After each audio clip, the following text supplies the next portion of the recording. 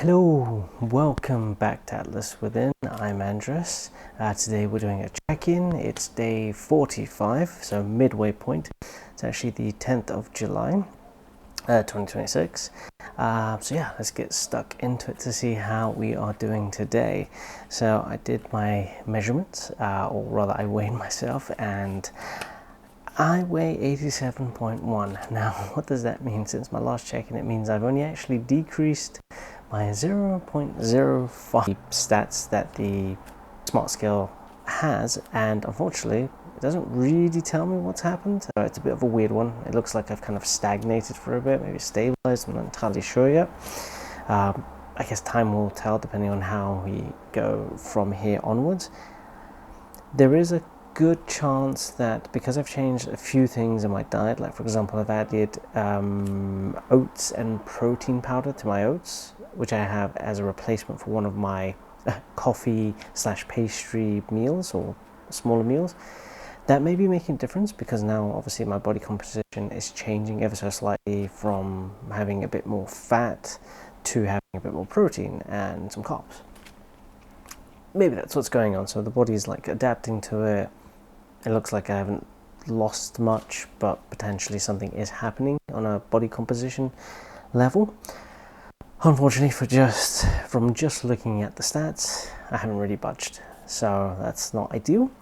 I'm not where I should be at halfway point. I should really be around 85 kilos, actually probably 84, 85 kilos. Considering I'm around 88 to 89 kilos when I started this, so I should be halfway through it, but I'm not, so I'm a good 2.5 kilos heavier than I should be. I have to figure out what to do. I think my diet needs to be put into check because I'm definitely not sticking to it as much as I should. There is the issue that I'm having, so what we'll do is we'll just jump onto the nutrition side of things whilst we're at it. In terms of food, I'm still having my normal breakfast, so that's all good. That's nice and stable. I know what I'm having there. The complication I'm having is because I'm going back into the office 2 times a week. When I do that, I have breakfast earlier and then have lunch and then have dinner. Now, why is that relevant? Because normally, in a normal day, I might actually just have breakfast around noon. So when I go on my lunch break, my breakfast is my lunch, and then I have dinner. So then there's 2 meals. When I'm working from the office, 3 meals. And then you chuck in, potentially I might have an additional side meal when in the evening, and then maybe a light snack before I go to bed. It potentially is for 5 meals a day as opposed to maybe 3 to 4. So it could be what's also causing the weight to stabilize a bit. So that's the nutrition side of it. In terms of exercises, I've done about 3 sessions since I last checked in. So that's 2 cardio sessions and 1 resistance training session. So cardio-wise, my last report was 27 minutes and around 25 seconds for the 5K run. My goal was 27 minutes, and I said that I'm going to have to adjust my goal because of that. I did another session and I smashed the projected sub 27 minutes to 25 minutes 36 seconds. So I'm making crazy improvements right at the moment in terms of my 5K time. I'm just running a lot more constant, a lot faster. The split that I'm doing for that, what that I did for that particular session was I was going at 12.5 kilometers per mile for about between 6 and 8 minutes, and then around 2 to maybe 3 minutes of 8 kilometers per hour. So if I remember correctly, I started at 8 kilometers per hour for 2 minutes, straight into 8 minutes of 12.5 kilometers per hour, straight into another 2 to 3 minutes of the low one, into the high one, into a low one, and then at 20 minutes I went into high, so 12.5 kilometers for the rest of that session, which gave me almost a 25 minute 5K run, which is incredible if you think about I started at 31 minutes down to almost 25 minutes. That's 6 minutes off my time in 45 days. It's not bad. The other session I did was zone 2 training, which I did previously as well. Now this time around, my zone 2 was actually at a higher heart rate. Reason being, I had my doubts about whether or not I should be doing a brisk walk, which is roughly 8 kilometers per hour. As I mentioned before, I felt that I should be running, really. So I checked with ChatGPT as another source, and ChatGPT told me that zone 2 running from a coaching perspective, not just a normal average person, but from a coaching, training perspective, is actually slightly higher. So instead of me being 110 to 127 beats per minute, zone 2, as per my smartwatch, which I was using to gauge my zone 2, according to ChatGPT, it's more like 130 to about 144 beats per minute, which is great because it's a big jump. It's about 20 beats per minute, which meant I could actually run for at an intensity of 10 kilometers per hour, whilst looking at my watch. Basically, anytime I would go above 146 or 144, back down to 8 kilometers per hour. So brisk walking, get my heart rate down, back up, back down, and so on and so forth. So I did that for half an hour. That was a really good session. It's just this zone 2 training that I'm giving it a try. All in all, the end goal of it is calories burn. I'm just doing training so I can burn some calories. But, the side goal of it is to get better endurance, better oxygen utilization, essentially, around the body.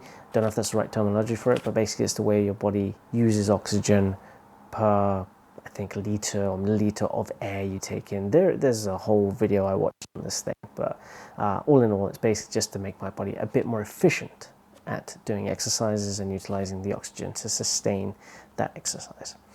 So that's pretty good.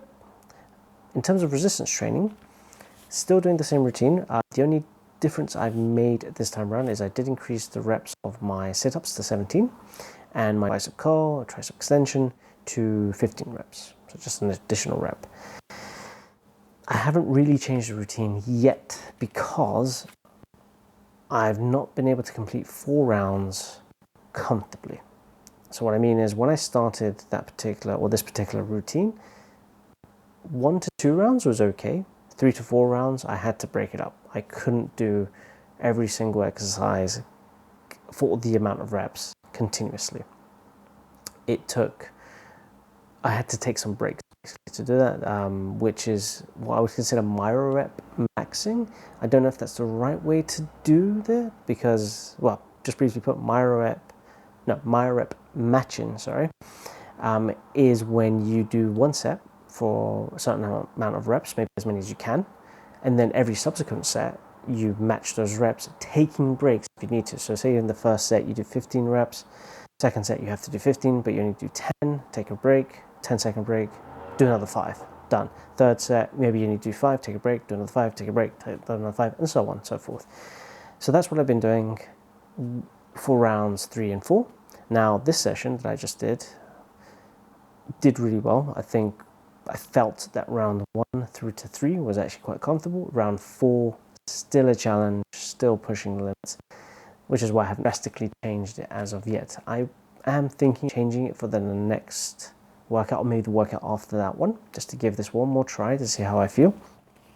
Maybe to add an exercise here, maybe juggle a few exercises around, just to try different exercise, different angles, different stimulus, essentially, to see how it feels. The point is that I'm pushing myself when I'm doing these exercises. So there is improvements on that side of things, and I'm sticking to it. So yeah, and fairly low preparation, which is exactly what I need at the moment. So it's just bands with my pull-up bar, with my dip station. That's all I need. It's really good. Bodyweight stuff, band assisted, very easy in terms of preparation, not the exercise itself. So that's resistance training. Now, what I wanted to add to, I guess, my progress in general is, I've mentioned my weight has not dropped drastically. It's only dropped a tiny fraction since my last check-in about a week ago or a couple of days ago. What I will say, because I haven't mentioned this before, I think I mentioned I was going to be taking my waist measurements at some point. I haven't mentioned exactly how that's going, so just to quickly mention it, when I first took the waist measurement, which was about a week or 2 in, it was 107 centimeters. It's down to 102.8, so I've managed to knock off 4 centimeters of my waist. I mean, true, I've also lost about almost 2 kilos, between 1.5 to 2 kilos, roughly speaking. But it's not too bad, and it is looking a bit better. But obviously, like I said, I'm not where I want to be, where I should be at this halfway point. But progress is being made, slow, but it's being made. Things are going in a direction, kind of the right direction. Like I said, I've lost a tiny bit of weight, but it's not going as fluidly as possible.